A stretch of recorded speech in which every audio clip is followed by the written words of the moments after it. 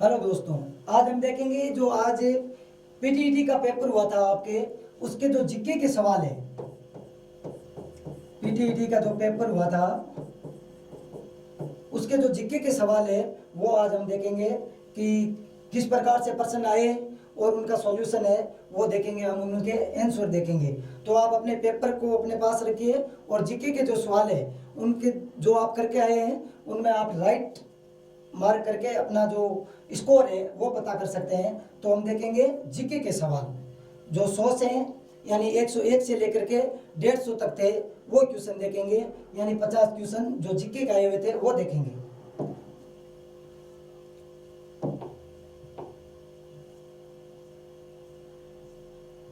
हमें जीके के क्वेश्चन देखने हैं जो 101 से लेकर के और 150 नंबर तक थे।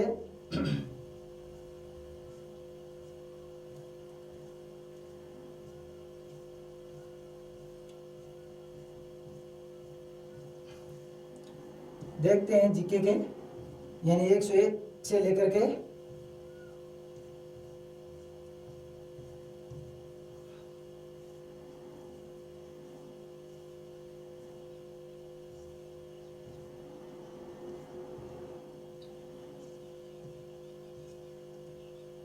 यहाँ से देखेंगे, यानी जो सेक्शन है सी यानी भाग नंबर 6 है उसमें जीके दे रखा है।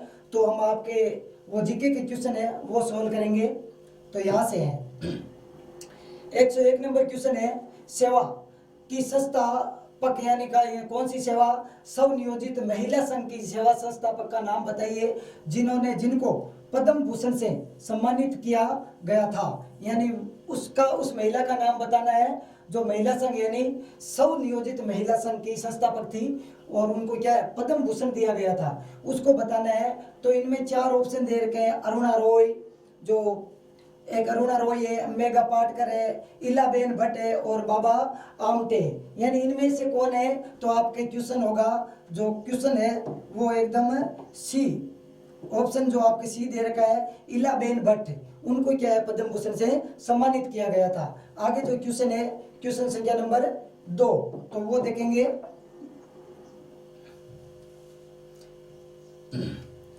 हाँ, ये देखिए, अपने ट्रिस्ट विद डेस्टिनी भाषण में निम्नलिखित में से किसने कहा था कि हमारी पीढ़ी के सबसे महान व्यक्ति की महत्वाकांक्षा हर आंख से हर आंसू पहुंचने की रही है। ये किसने कहा था? ये बताना है आपको कि ये किसने कहा था। क्वेश्चन संख्या नंबर 102 है, उसके बारे में कहा है। तो ये किसने कहा था बताओ। देखें कि अपने ट्रिस्ट विद डेस्टिनी भाषण में निम्नलिखित में से किसने कहा था कि हमारी पीढ़ी के सबसे महान व्यक्ति की महत्वाकांक्षा हर आंख से हर आंसू पहुंचने की रही है। ये किसने कहा था? तो ये कहा था पंडित जवाहरलाल नेहरू ने कहा था कि हमारी पीढ़ी की सबसे महान व्यक्ति की महत्वाकांक्षा रही है कि हर आंख से आंसू पहुंचे जाए। तो इसमें आपके सही होगा डी, पंडित जवाहरलाल नेहरू। आगे देखते हैं क्वेश्चन संख्या नंबर 103। 103 क्या है? निम्नलिखित में से कौन एक भारतीय भौतिक विज्ञान वैज्ञानिक थे या विज्ञानी थे जिन्होंने फाइबर ऑप्टिक्स या ऑप्टिक्स का जनक कहा जाता है? यानी इनमें से किसको फाइबर ऑप्टिक्स का जनक कहा जाता है? तो बताओ। देखें प्रश्न संख्या नंबर 103 कौन है इनमें से बताओ। निरेंद्र एस कंपानी, यानी निरेंद्र एस कंपानी है, उनको भारतीय भौतिक विज्ञान वैज्ञानिक थे जिनको फाइबर ऑप्टिक्स का जनक कहा जाता है। तो इसमें आपका आंसर होगा ए, सही होगा। आगे देखते हैं क्वेश्चन संख्या नंबर 104, यानी वो पीडीएफ है उस हिसाब से आप देख लेना।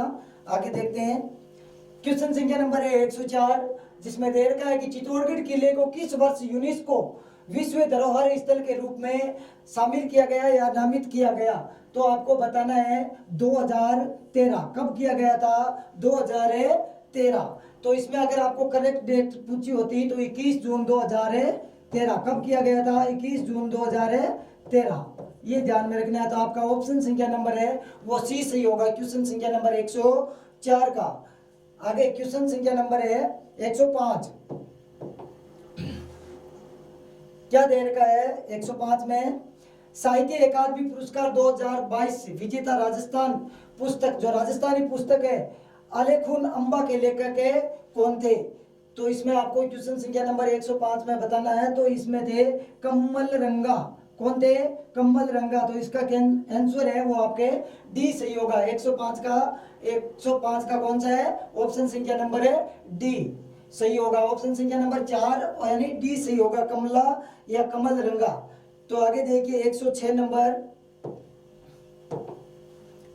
नंबर है, क्या दे रखा है? निम्नलिखित में से किसे फ्रांस सरकार के सर्वोच्च सम्मान जो सेवेलियर डेल ऑर्डर्स डैश आर्ट ऑफ यानी आर्ट्स एंड डैश पुरस्कार से सम्मानित किया गया है? क्वेश्चन संख्या नंबर है 106। इसमें क्या है? अरुणा साईराम। क्या दे रखा है? अरुणा साईराम। क्वेश्चन संख्या नंबर 106 का भी डी सही है। तो ये आप ध्यान रखोगे, अरुणा साईराम, ये ध्यान रखना। आगे क्वेश्चन देखते हैं 107। हाँ 107। निम्नलिखित में से कौन भारत के पहले व्यक्ति थे जिन्हें प्रतिष्ठित प्रित्जकर पुरस्कार से सम्मानित किया गया था? 107 बताओ देखें कौन थे 107 में? यानी 107 में बीवी दोषी। कौन थे? बीवी दोषी। जो आंसर है वो आपका ए सही है 107 में। आगे देखते हैं क्वेश्चन संख्या नंबर 108। जोधपुर क्षेत्र के ऊपरी जलाशय कौन सा? यानी जोधपुर क्षेत्र या उसके आसपास का जो क्षेत्र है उसमें ऊपरी जलाशय या झील के भूमिगत रिसाव जल को एकत्रित करने वाली बावड़ियों को कहा जाता है। यानी खालिस्तान जो जोधपुर क्षेत्र की जो बावड़ियां हैं या झीलों जो भूमिगत जल है उसको एकत्रित करते हैं, उसको क्या कहा जाता है? तो उसको कहा जाता है झालरा। क्या कहा जाता है? झालरा कहा जाता है। तो आपका जो ऑप्शन है वो बी सही होगा।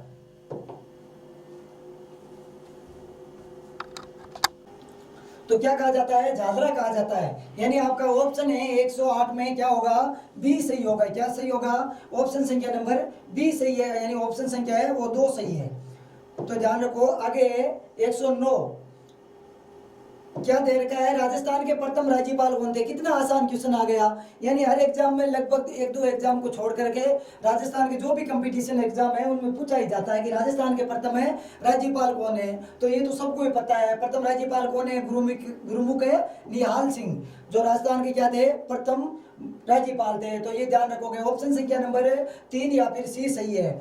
आगे देखते हैं 110 नंबर। 84 खंभों की छतरी कहाँ स्थित है? सबको पता है। यानी एकदम आसान क्वेश्चन है, कुछ टफ भी है और कुछ आसान भी है। तो 84 खंभों की छतरी कहाँ है? ये सबको पता है। तो कहाँ पर है? बूंदी में है। कहाँ पर है 84 खंभों की छतरी? बूंदी में है। ऑप्शन डी करेक्ट है, जो 110 में है। आगे क्वेश्चन संख्या नंबर 111। क्या है? राजस्थान सेवा संघ की स्थापना 1919 में। राजस्थान सेवा संघ की स्थापना 1919 में कहाँ हुई थी? ये पूछा गया है। कहाँ हुई थी? इसकी स्थापना है वो किसने की थी? ये भी पूछा जा सकता है आगे आने वाले एग्जामों में। लेकिन अभी यहाँ क्या पूछा है? कहाँ हुई थी? तो कहाँ हुई थी? वर्धा महाराष्ट्र में। वर्धा महाराष्ट्र में हुई थी।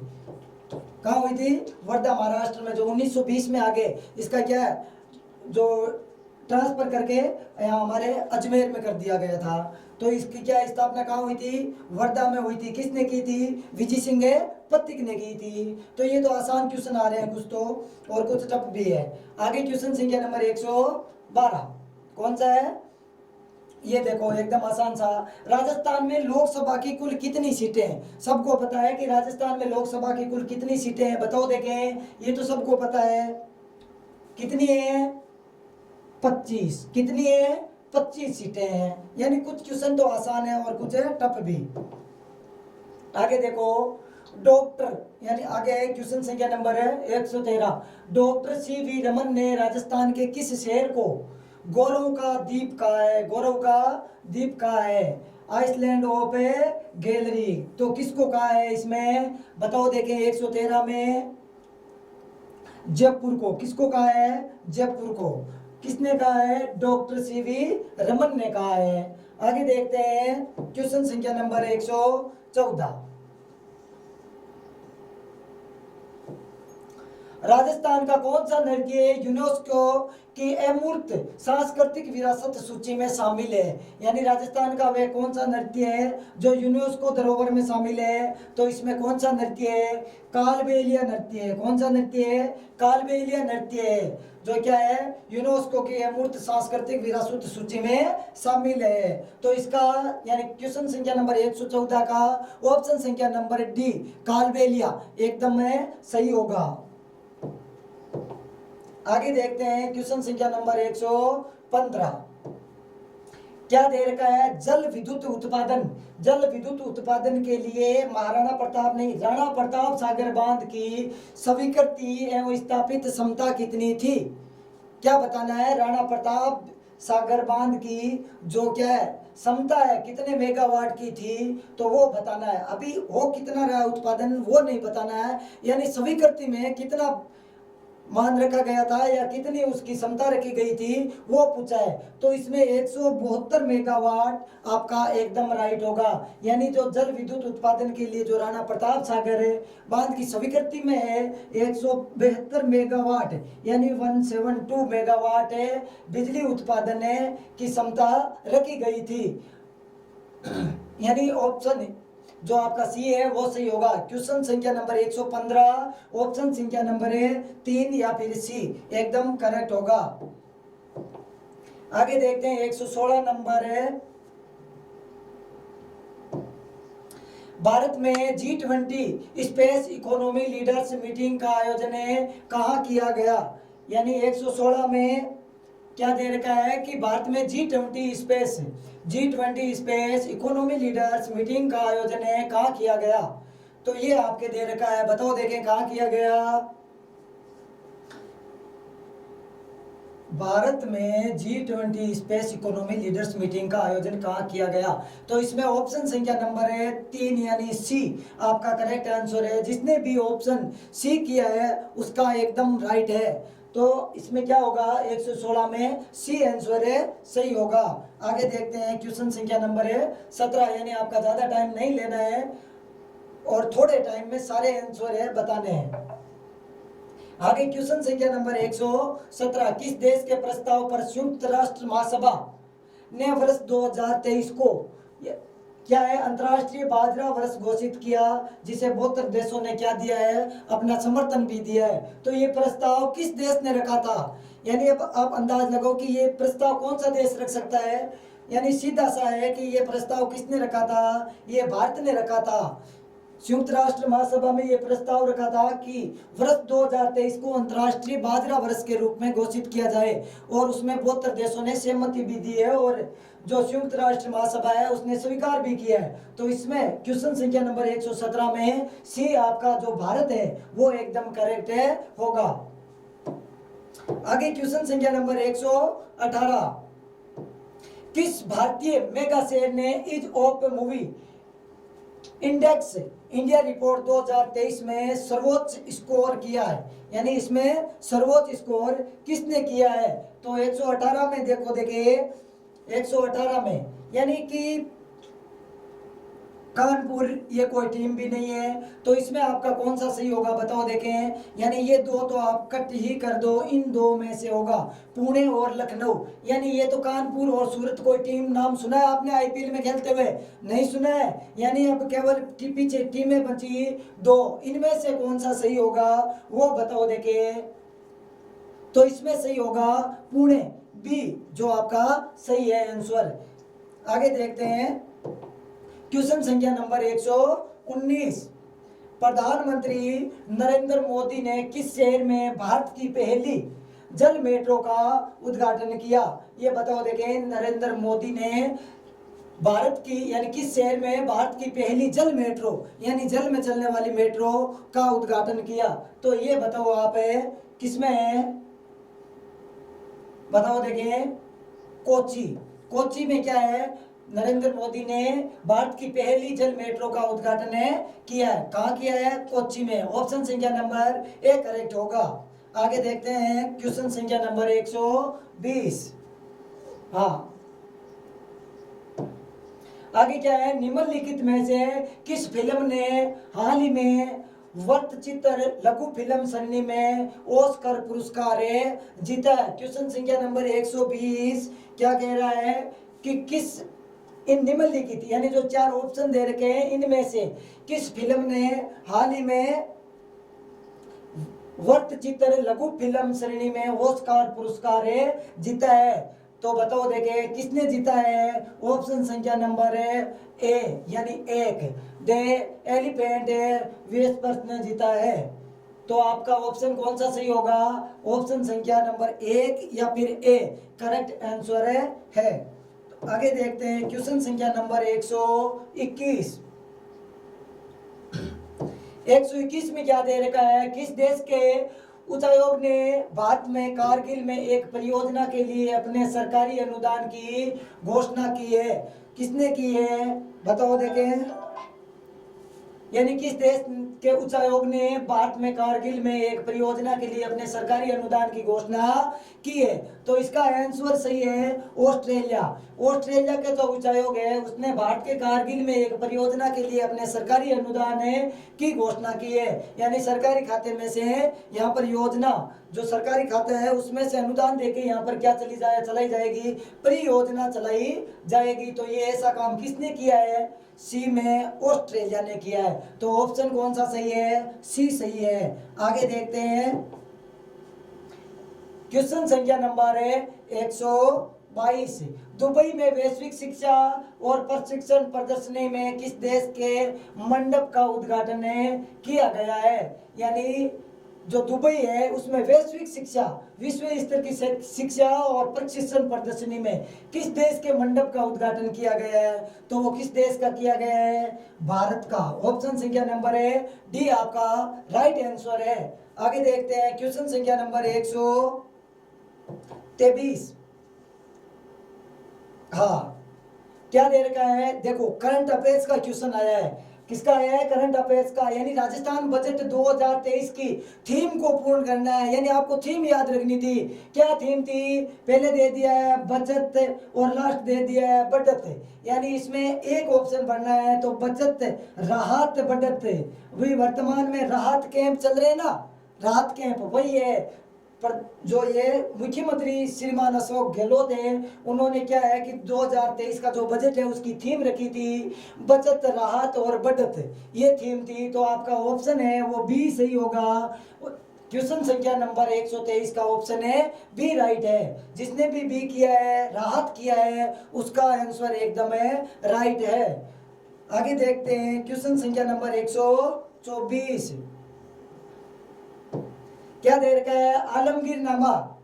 आलमगीरनामा निम्नलिखित में से किस मुगल बादशाह का इतिहास है। यानी जो आलमगीरनामा पुस्तक है यानी जो पुस्तक है वो किस मुगल बादशाह का इतिहास बताती है हमें। तो इसमें औरंगजेब का जो शासन है उसका संपूर्ण इतिहास बताती है। यानी अगर कुछ छोड़ भी दिया जाए तो भी इसमें क्या है कि राइट आंसर किसका होगा, औरंगजेब का शासन है वो आलमगीरनामा में लिखा हुआ है। तो आपका राइट आंसर कौन सा होगा, औरंगजेब का शासन। ऑप्शन सी सही होगा। क्वेश्चन संख्या नंबर 124 का सी सही है। आगे देखते हैं क्वेश्चन संख्या नंबर 125। कांग्रेस के निम्नलिखित में से किस वार्षिक अधिवेशन में जवाहरलाल नेहरू को कांग्रेस का अध्यक्ष है वो चुना गया था। कौन से सम्मेलन में, वार्षिक अधिवेशन में। तो कौन से में चुना गया था। ऑप्शन संख्या नंबर डी लाहौर अधिवेशन 1919 में किसको चुना गया था, पंडित जवाहरलाल नेहरू को कांग्रेस का अध्यक्ष चुना गया था। यानी कांग्रेस के जो अधिवेशन होते थे वार्षिक अधिवेशन उसमें क्या 1929 में किसको चुना गया था, लाहौर अधिवेशन 1929 में नेहरू जी को चुना गया था। क्वेश्चन संख्या जो 125 है उसका आंसर डी लाहौर अधिवेशन 1929 आपका राइट आंसर होगा। आगे क्वेश्चन संख्या नंबर 126।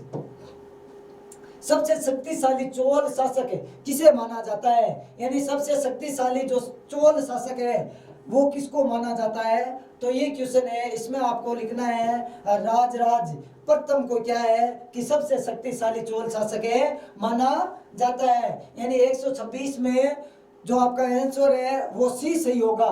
जिसने भी सी किया है उसका आंसर है राइट है। आगे क्वेश्चन संख्या नंबर 127 क्या दे रखा है, भारत माता का पहला चित्र किसके द्वारा बनाया गया था। कितना सुंदर प्रश्न है और कितना अच्छा प्रश्न है कि भारत माता का पहला चित्र किसके द्वारा बनाया गया था। तो इसमें क्या है, जो रविंद्रनाथ टैगोर है, जो रविंद्र टैगोर नहीं है, ये क्या दे रखा है, रविंद्रनाथ टैगोर के द्वारा भारत माता का पहला चित्र है बनाया गया था। जिसने भी ऑप्शन सी किया है वो एकदम है राइट आंसर है। तो ये ध्यान रखोगे कि क्वेश्चन संख्या नंबर 127 में ऑप्शन संख्या नंबर है 3 या सी एकदम राइट है। आगे क्वेश्चन संख्या नंबर 128 क्या दे रखा है, निम्नलिखित में से कौन सा भारतीय इतिहास के गुप्त युग से संबंधित है। किस युग से, गुप्त युग से संबंधित है। यानी निम्नलिखित में से कौन सा भारतीय इतिहास के गुप्त युग से संबंधित है। तो जो चीनी यात्री है हेन चांग, जो क्या है कि यात्रा है वो भारत के जो गुप्त वंश थे उनका राज था, उनके शासनकाल में चीन का जो यात्री है नित्यांग था उसने यात्रा की थी। तो इसमें भी ऑप्शन संख्या नंबर है 3 या फिर सी आपका राइट आंसर है होगा। आगे देखते हैं क्वेश्चन संख्या नंबर 129 क्या दे रखा है, ऋग्वेद में 1000 से अधिक स्रोत शामिल है। ऋग्वेद में 1000 से ज्यादा स्रोत शामिल है, उन्हें किस नाम से जाना जाता है। आपको क्या बताना है, स्रोतों की संख्या नहीं बतानी है। 1000 से ज्यादा है यानी 1028 है, लेकिन वो नहीं बताना है आपको, उनको किस नाम से जाना जाता है वो बताना है। तो किस नाम से जाना जाता है, तो आपको सुक्त के नाम से जाना जाता है। इन स्रोतों को क्या कहा जाता है, सुक्त कहा जाता है। ये ध्यान में रखोगे। 129 में जो आपका ऑप्शन है वो बी सही होगा। 129 में क्या है, बी सही होगा। तो आपका राइट आंसर है सुक्त होगा, ये भी ध्यान में रखोगे। आगे क्वेश्चन संख्या नंबर 130 क्या दे रखा है, कांग्रेस सोशलिस्ट पार्टी के संस्थापक अध्यक्ष कौन थे। यानी अब ये क्वेश्चन है, ये मिस प्रिंट है, यानी ये आपके बोनस अंक ला सकता है। क्यों ला सकता है, क्योंकि इसमें आचार्य नरेंद्र देव, राम मनोहर लोहिया, जयप्रकाश नारायण ये तीनों ही थे। ये क्या है कि इसके जो संस्थापक में क्या है, तीनों ही थे। यानी अध्यक्ष तो एक को ही बनाया गया, लेकिन इनका क्या है, योगदान तीनों को ही था। जो ये अध्यक्ष है वो जय नारायण को या जयप्रकाश नारायण को बनाया गया, लेकिन इनमें तीनों को दे रखा है। तो इसमें क्या है कि क्वेश्चन में ज्यादातर यही है, ज्यादा परसेंट यही रहते हैं कि इस क्वेश्चन को डिलीट करके आपको बोनस अंक दे दिए जाए। तो इसमें क्या है, अगर सही मानेगा तो जयप्रकाश नारायण को मानेगा, ठीक है, और नहीं तो फिर ये क्वेश्चन आपके क्या है कि बोनस के लिए तैयार है। तो आप में इसमें जिसने जयप्रकाश नारायण किया है उसका तो राइट है ही, लेकिन ये लगभग 90% जो पर्सन है वो आपको क्या देगा, बोनस अंक देगा। आगे देखते हैं 130 नंबर क्या दे रखा है, प्राचीन भारत में निम्नलिखित में से किस महाजनपद की राजधानी है वो चंपा थी। यानी किसकी राजधानी, प्राचीन भारत में निम्नलिखित में से किस महाजनपद, जो 16 महाजनपद थे उनमें से राजधानी पूछी है कि चंपा किसकी राजधानी थी। चंपा किसकी राजधानी थी बताओ, देखें चंपा किसकी राजधानी थी बताओ। प्राचीन भारत में निम्नलिखित में से किस महाजनपद की राजधानी चंपा थी बताओ, बताओ आप। अरे वो यानी चंपा किसकी राजधानी थी, तो आपको क्या लिखना है, ऑप्शन संख्या नंबर बी, अंग की राजधानी कौन सी थी, चंपा थी। जो ये महाजनपद काल की बात पूछी गई है आपसे, तो चंपा किसकी राजधानी थी, अंग की राजधानी चंपा थी। आगे क्वेश्चन संख्या नंबर 132, ये लो 132 आ गया। क्या है, जमशेदपुर का पूर्व नाम क्या था, जहां Tata iron and steel company limited स्थित है। देखो अगर आप सीधा सा देखो तो इससे Tata iron and steel company का कोई लेन देन नहीं है। केवल ये भी आपको सही है कि जमशेदपुर का पूर्व नाम क्या था, ये आपको थोड़ा गुमराह करने के लिए दिया गया है ताकि बच्चे हैं वो विचलित हो। तो आपको केवल अगर इतना सा याद था कि जमशेदपुर का पूर्व नाम है क्या था तो भी आपका क्या है सही होता। लेकिन Tata iron and steel company limited वो स्थित है तो कहाँ पर है, पहले इस जमशेदपुर का नाम क्या था, साक्षी। क्या नाम था, साक्षी। यानी ऑप्शन संख्या नंबर 3 सी सही है, 132 में सी करेक्ट है, साक्षी। आगे देखते हैं 133 क्या दे रखा है, ओमकारेश्वर परियोजना निम्नलिखित में से किस नदी से जुड़ी हुई है। क्या है कि ओमकारेश्वर परियोजना निम्नलिखित में से किस नदी से जुड़ी हुई है, तो ऑप्शन संख्या नंबर 1 यानी ए नर्मदा नदी से ओमकारेश्वर परियोजना का लिंक है या जुड़ी हुई है। आगे क्वेश्चन देखते हैं 134 नंबर क्या दे रखा है, सतलुज और काली नदियों के बीच स्थित जो हिमालय के भाग को क्या कहा जाता है। यानी जो सतलज और काली नदियों के बीच स्थित हिमालय है उसके भाग को क्या कहा जाता है ये आपको बताना था। तो इसमें भी ऑप्शन सी कुमाऊं हिमालय कहा जाता था, ऑप्शन सी है वो एकदम करेक्ट है। जिसने भी ऑप्शन सी किया है उसका राइट है।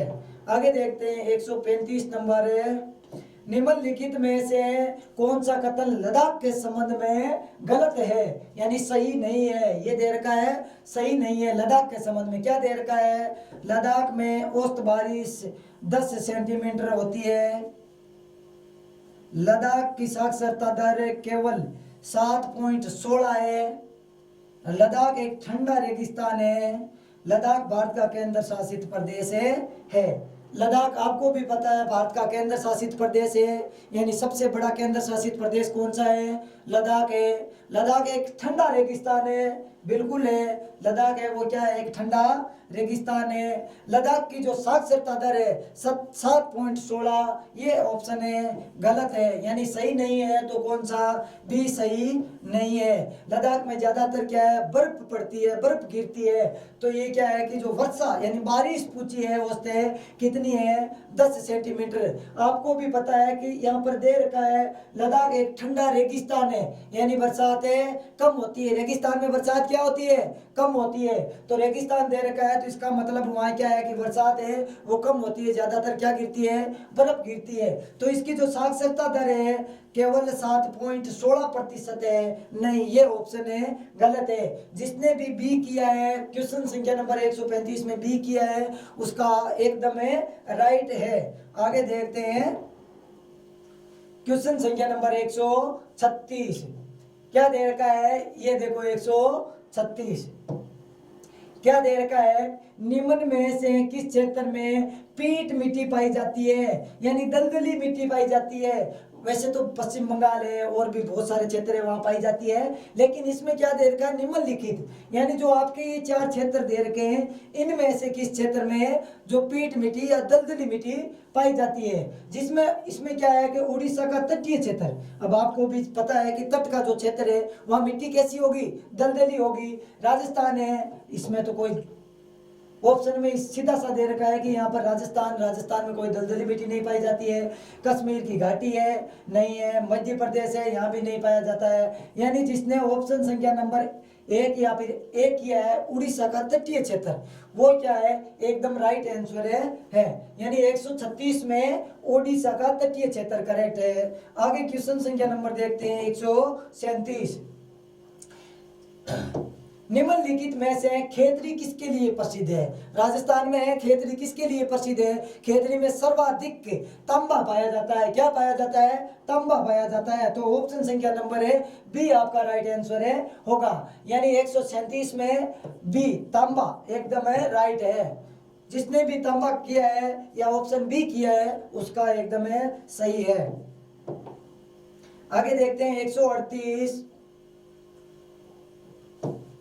ये 138 क्या दे रखा है, भारत और उसके पड़ोसी देशों को मिला करके, यानी भारत और उसके पड़ोसी देशों को मिला करके भारतीय उपमहाद्वीप क्यों कहा जाता है। शेष दुनिया से क्षेत्र का परतत्व है, नहीं।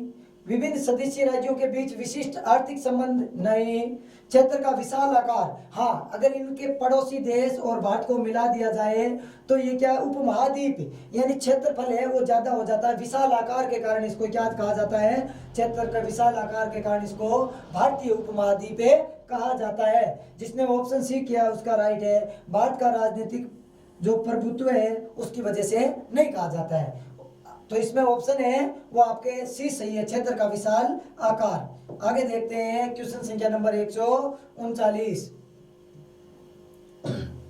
क्या दे रखा है, निम्नलिखित या निम्न में से किस राज्य में शीत मरुस्थल जीव मंडल रिजर्व स्थित है। यानी क्वेश्चन संख्या नंबर 139, निम्नलिखित में से किस राज्य में शीत मरुस्थल जीव मंडल स्थित है। 139 में बताओ देखें तो ये हिमाचल प्रदेश में है। कहां पर है, हिमाचल प्रदेश में। ऑप्शन संख्या नंबर 1 या फिर ए आपका राइट आंसर है क्वेश्चन संख्या नंबर 139 में। आगे देखते हैं 140। ये लो 140 क्या दे रखा है, भारत में खनिजों के मानचित्रण और अन्वेषण के लिए कौन सी सरकारी एजेंसी जिम्मेदार है। तो इसमें आपको बताना है कि भारत में खनिजों के मानचित्रण और उनके अन्वेषण के लिए कौन सी सरकारी एजेंसी जिम्मेदार है। तो आपको बताना है, बताओ देखें इसमें क्या है, भारतीय खनिज कहाँ से निकलते हैं, जमीन से, भूमि से। तो भारतीय भूवैज्ञानिक सर्वेक्षण इसके लिए जिम्मेदार है। यानी 140 का राइट आंसर क्या होगा, डी होगा। क्या होगा, डी होगा। आगे देखते हैं 141 नंबर।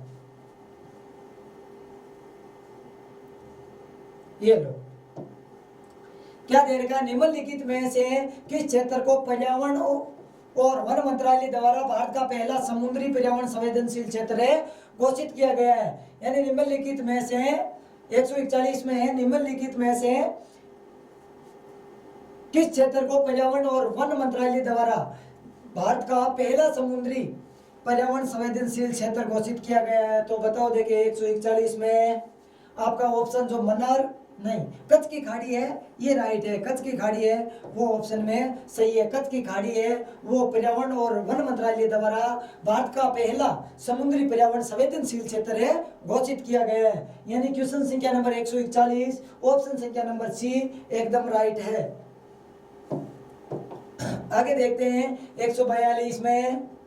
ये लो 142 क्या दे रखा है, प्रसिद्ध पुस्तक आज भी खड़े हैं तालाब, तालाब अभी भी प्रासंगिक है किसने लिखी। यानी ये पुस्तक आज भी खड़े हैं तालाब, ये पुस्तक लिखी किसने, ये बताओ देखें। क्वेश्चन संख्या नंबर 142 किसने लिखी,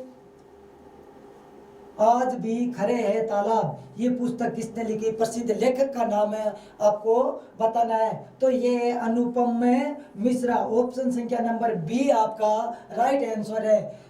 142 में ऑप्शन बी आपके राइट है। आगे देखते हैं 143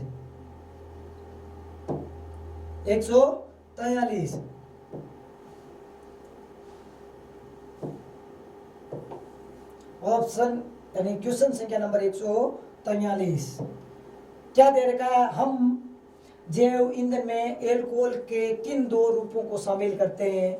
यानी जो जैव ईंधन है उनमें एल्कोहल के किन दो रूपों को शामिल करते हैं ये बताना है। तो इसमें ऑप्शन होगा डी मेथेनॉल और एथेनॉल, इन दोनों को हमें शामिल करते हैं। इन जो एल्कोहल के ये दो रूप है इनको जैव ईंधन में शामिल करते हैं। ऑप्शन संख्या नंबर डी आपका राइट होगा 143 में। आगे देखते हैं 144 क्या दे रखा है, निम्नलिखित में से कौन सा तत्व है विभिन्न राज्यों में भूजल प्रदूषण के लिए क्या है जिम्मेदार है। तो यह आपको बताना है कि जो भूमि का जल है वो प्रदूषित हो रहा है, उसको प्रदूषित करने के लिए निम्नलिखित इन कारकों में से कौन जिम्मेदार है ये बताना है आपको।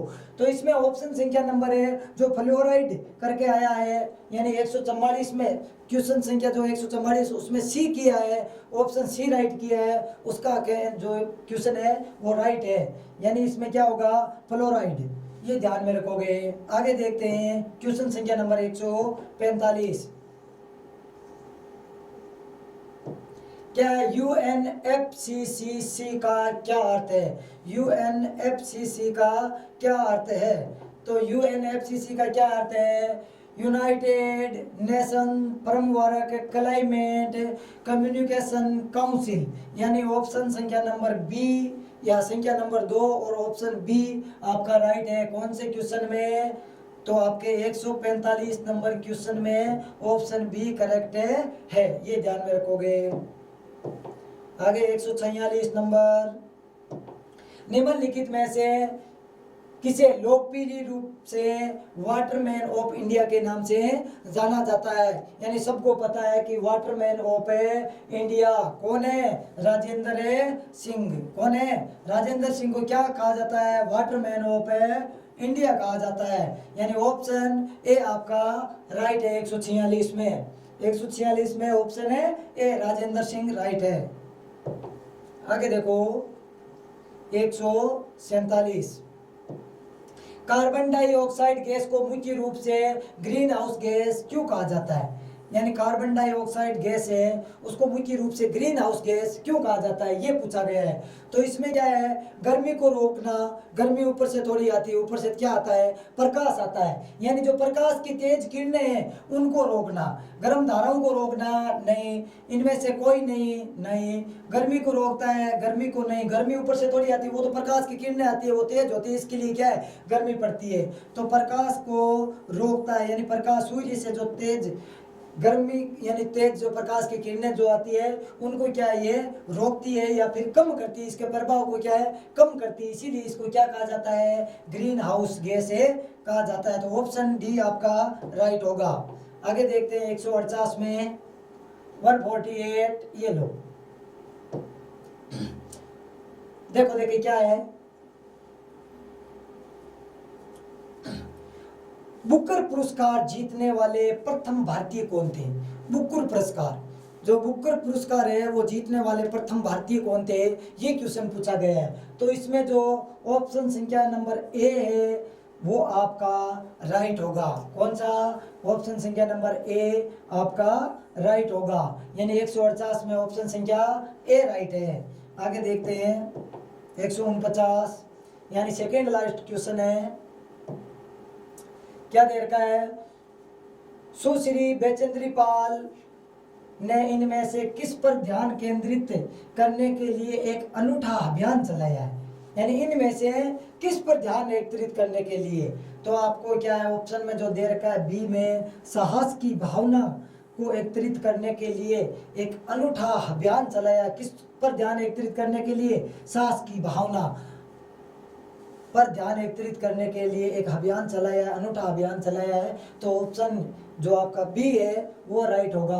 आंसर आपका बी करेक्ट है 149 में। जो सुश्री बचेंद्री पाल है इन्होंने क्या है कि साहस की भावना पर ध्यान केंद्रित करने के लिए क्या है? अनूठा अभियान है चलाया है। तो इसमें ऑप्शन संख्या 2 यानी बी एकदम है राइट है। अब आपका लास्ट क्वेश्चन है, यानी जीके का लास्ट क्वेश्चन है। बाकी क्वेश्चन तो और भी है, दूसरे टीचर आपको हल भी करवाएंगे, लेकिन जीके के क्वेश्चन है जो आपका लास्ट क्वेश्चन है। अली अकबर खान निम्नलिखित में से किस वाद्य यंत्र को बजाने के लिए क्या थे? प्रसिद्ध थे। बताओ देखे, अली अकबर खान निम्नलिखित में से किस वाद्य यंत्र को बजाने के लिए प्रसिद्ध थे? तो जो सरोद वाद्य यंत्र होता है उसको बजाने के लिए अली अकबर खान निम्नलिखित में से यानी इनमें से जो आपका सरोद दे रखा है उसको बजाने के लिए प्रसिद्ध थे। तो ऑप्शन आपका बी, यानी लास्ट क्वेश्चन जीके का 150 नंबर प्रश्न में ऑप्शन जिसने बी किया है सरोद, उसका एकदम आंसर है वो राइट है। अगर आप ये क्वेश्चन मिलाते हो तो इनमें से आपका स्कोर कितना जा रहा है जीके में और ऑल ओवर कितना जा रहा है, कमेंट बॉक्स में जरूर लिखना। ये आप है जरूर कमेंट बॉक्स में बताना कि इस पेपर में मेरा स्कोर ये जा रहा है।